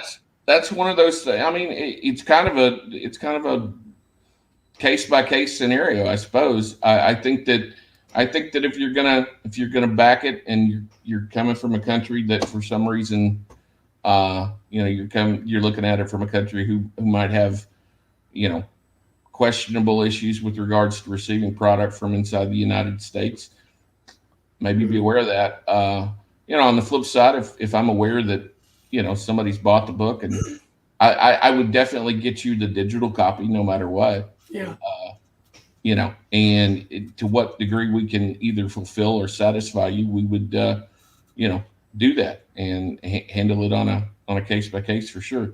Like I said, for me, this go around is definitely not about the money. It's about getting the word out there about it and about what we're doing. Luckless Hero Presents is the name of my imprint, and because it's kind of the way I've always done things. And so much as I'm not saying I'm unlucky, because I'm not, but it's not by luck I've done anything. It's by just stick-to-itiveness and pushing to make it happen, you know. Here.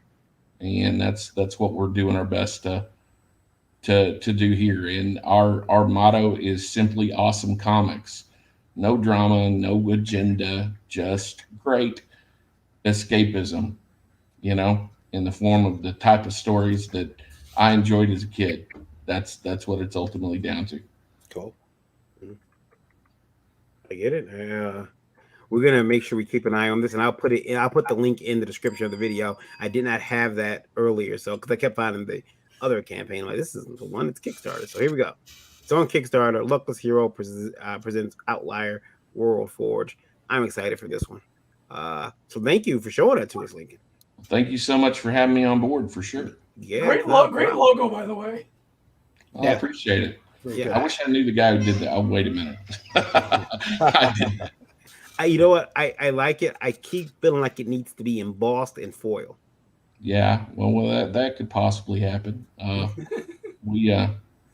I've got so many different versions of that logo rolling around.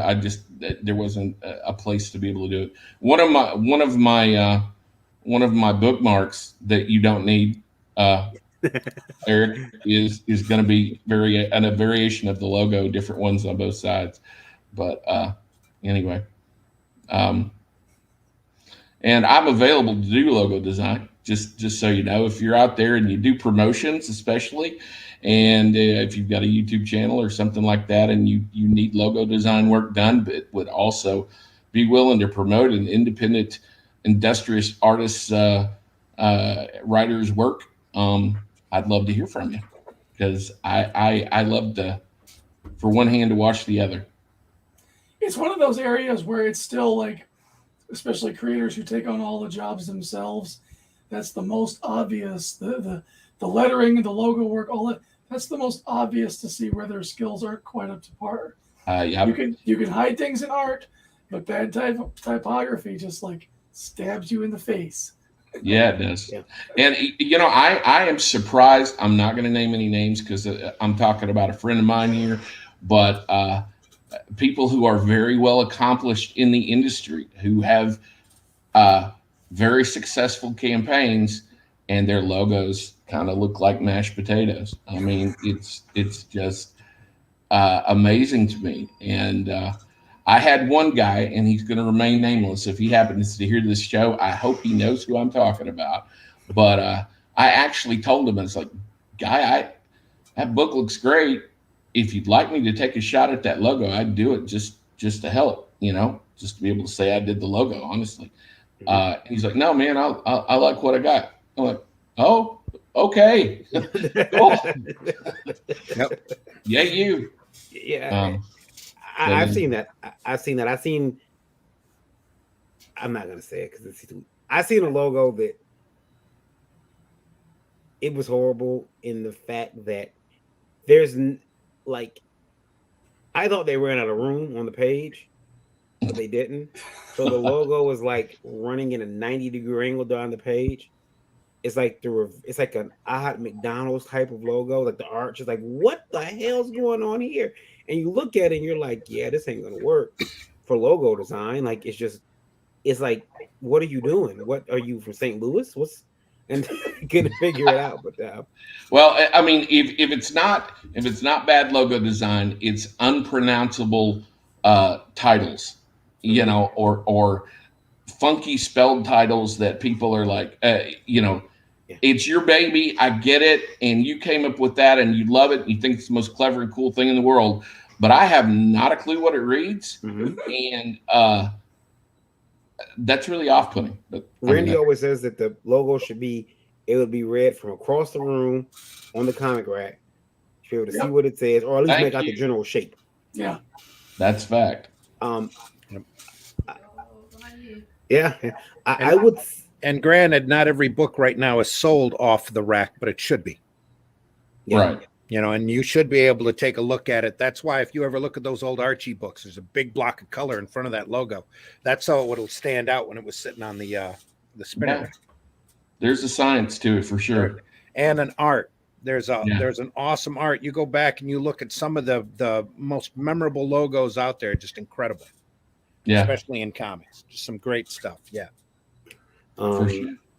It's definitely like I know that like the other thing about pronunciation, my book I think sounds badass until a person who has been raised in Canada or at least French Canadian says it, because they stretch that O, so it sounds completely different. So name of my book is The Begotten, but my Canadian friend says, "Oh, The Begotten," and I'm like, "What'd you say?" He's like, "Begotten." I'm like, "Begotten, Begotten." I said that. Begotten. And I'm like, "What?" So I realized in Canada I may have to do a different name and make The Begotten like the subtitle or something, because The Begotten sounds funny and I can't stop laughing when I hear it. So I'm gonna imagine it becomes a movie. Someone's like, "Man, you created The Begotten." Yeah, I did. Great name for a funny animal book, though. Yeah, The Begotten. He's a goat. Yeah, I actually worry about that a little bit with Outlier, just from the perspective of people who don't know what the word is, therefore don't know how to pronounce it. Outlier. Outlier. I don't want Outlier, but I don't know. Just call it World Forge if you don't understand the other. Outlier? Is the T silent? Is it Outlier? Outlier? Yeah. Oh, at least you didn't put an X. Okay, I'm gonna have bad dreams tonight. Quit. Hey, VOLT Forges in this book. You said this was about a world of forges. I don't see him at all in this book. Your favorite X-Men character. I don't understand. I'm telling you what happens. Yeah. People are weird. I want to thank you for coming on, Lincoln. And we got to get you on Pitches Be Crazy. Oh man, I don't know. I'm scared. Yeah, that's it. You should be. You should be afraid. Be very afraid. That's a good show. Sir, thank you for coming on. We appreciate it. Tell everyone where they can find you. Well, you can find me primarily on Facebook /B Lincoln Branch. I'm available there. I have a Twitter, but I can't even tell you what it is right this minute, and I'm terrible about that. But you're never going to catch me there because I don't tweet. I need to tweet just because of business purposes, but I haven't. I have an Insta, but I can't tell you what it is because I've never Insta'd before either. I need my 10-year-old daughter to help me with that, I guess. I don't know. You got one of them newfangled computers with the internet on them? One of them there, Some internets. I bought some internets one time. Anyway. You know you got to fill that receptacle up for your internet gas. You can't. That's right. Yeah. It can't be. You got to be careful about your internet gas. Power in the what is it? The new Wineers. Oh, Warriors. Yeah. New Warriors. Yeah. There you go. You got to have that internet gas. You can't go very far without it. You get. What was that guy thinking? I mean, anyway, moving right along. They're paid not to think now. That's the idea. I guess I wouldn't take a two bells for that. Yes, I would take a job at the Big Two right now to save my soul, but that's just anyway. Thanks so much for having me on, guys. Yeah, thank you. Love being here. My wife wants me to take her to get something to eat, so yeah, let's let you get out of here then, so you can get that done. I appreciate it. It's been fun. Lincoln. You're going to have to come back on as soon as that campaign's running. Yeah, absolutely. We'll help you promote it as much as we can. For sure. All right, thanks. You have a good day. Good meeting you. Good talking to you. Take care. Good meeting you. Yep. Good evening. Good evening. Good evening. We got to. He didn't quite leave, so we'll have to kick him there, I guess. He's not quite gone. Yeah, I made sure I kick him so we don't hear his wife saying, "Damn it, I told you to get off quicker." Maybe that's just my house. Dreaded Dinosaur, where can you be found, sir? Well, you know what? You can find me at Dreaded Dinosaur on Twitters, the Instagramophone, the Fascist Book, If it's still up, I don't know. I haven't checked it in a while. I heard there was a crash. But please, go over and check out Dreaded Dinosaur Man on Webtoon and Tapas. Give it a read through. I just read a comment over the weekend. Someone said, "I just binge read all this. I need more." So I got to get on the ball. I got to get some more episodes out and get the story told. And if you're in the Detroit metro area, head on down to 1842 Michigan Avenue, and please take a photo with my mural and tag me on it. I really want to see how many people can do that, so I can share that out on my social medias. That's cool. Cool. And Facebook was down, but I had no idea. Well, I did get an idea yesterday because Lola was trying to send a message to me, and it would not go through. And so she's like, "Hey, are you getting my messages?" No, what are you talking about? That's when we realized that Facebook was down. It did not affect me at all because I'm not a Facebook head, and I was tired from my trip, so I went to bed and didn't care. Everything was burning down, and I didn't care. Randy. George Takei took full responsibility. He said he PM Zuckerberg told him to shut it off and turn it back on again. So it came back on. He said, "You're welcome." Yeah. Miss Indie Princess, how about you? Where can you be found at online? I am everywhere. So the best way to track me down is to go to Linktree, indie_princess, and you can find all my links there. Or you can tune in tomorrow for Geekgasm. Very good. And Mr. Zim, how about you? I'm on Facebook under Randy Zimmerman. I'm not on Twitter very often, but when I am, it's as Randy Zim. But most importantly, look for Arrow Comics 4.0 on Facebook. There's a link tree. There's a Twitter and an Instagram. All of the books that we're doing, we have a lot of announcements coming up and going out. Just go over there and take a look. Arrow Comics 4.0. And we'll be back Thursday morning for the Breakfast Buzz, one way or another. Pouring the coffee and talking comics at 9 a.m. Eastern Standard Time. And then on Sunday here on the Indie Volt Radio Network, I do a show called The Sunday Funnies, where we try to talk about the more fun and whimsical side of comics, try to put the fun back in funny books. So that's 9 a.m. on Sundays, Eastern Standard Time here on the Indie Volt Radio Network. And then we'll be back again next Tuesday night at 9 p.m. for the Livewire program. And again, that's Tuesdays, 9 p.m. Eastern Standard Time. Are we good? You're frozen? You want me to stop? I'm okay. I was just checking something online. So. I was trying to be quick. Yeah, no problem. No, we can be a little bit more at the end of the show. We can be a little bit more loquacious. But guys, if you want to be a part of the Indie Vote audience, it's really easy. Because you can mail us and we can ridicule your questions. You can do that by emailing us at indievoltlive@indievote.com. Include Indie Vote Live in the subject, and please keep those emails to 90 words or less so that I can put them on a little card and we can read them.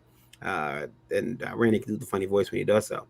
And hey, if you're listening on Indie Vote Radio, thank you. I want to thank all 062 of you. Thank you so much for tuning in. Really appreciate that tonight. Top Country was Mexico. Yeah, Top Country is Mexico tonight. So thank you guys for tuning in. Really do appreciate it. Also, maybe the radio isn't your thing, and we understand that. Make sure you pop over to Roku. You got a Roku device. I went through Eric Hoss's Roku, no Indie Vote TV. What the hell, Eric? That's the portable one. It should go with you everywhere. But yeah, it was. It is an Indie Vote TV. The image does look different. It has Vicky Vote on it now. So if you find it, don't be alarmed. It is Indie Vote TV. That's streaming independent movies. It's a over-the-top network, much like Netflix, but it's free. We constantly put up indie movies, some long-form content like this. Back in the old days, when they would say you can't say that on our platform, we take it off of there and we put it on Indie Vote TV. So definitely check that out with some original programming coming soon. And hey, you can find me on all kinds of social medias. I'm everywhere, KYD_V on Twitter. Variant Grant, pretty much on every other social media network. Check out lastcallcomics.com, publishing company. Also, make sure that you are, if you're an independent artist or a store owner who wants independent comics, or someone who's looking for independent comics, tell your local comic shop, your LCS, to check out Liberty Entertainment Distribution. ledg.us is the site they want to go to sign up. And that is it for us. Check out indievolt.com for the latest news in indie comics or things that may affect you. And again, Geekgasm tomorrow night at 9. We're gonna do something for Thursday morning. I'm not sure what we're gonna do yet, but it will be fun. Also, this Saturday, Pictures Be Crazy is back at you. Brandon's coming back with a whole new list of guests, and we'll get some money away. It'll be awesome.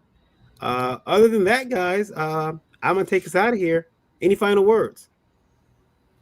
I mean, buy alternative and independent comics, especially ours, and try to leave this industry a better place than you found it. Caterpillar. Applesauce. Screw drags. You people. All right. Good night, everybody.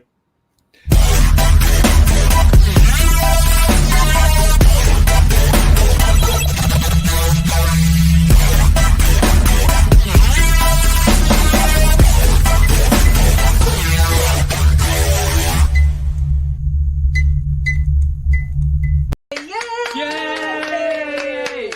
Think about what you've accomplished. That's not how it works.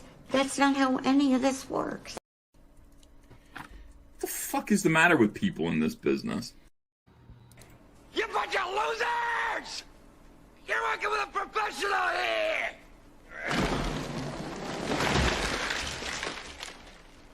Nice fucking model!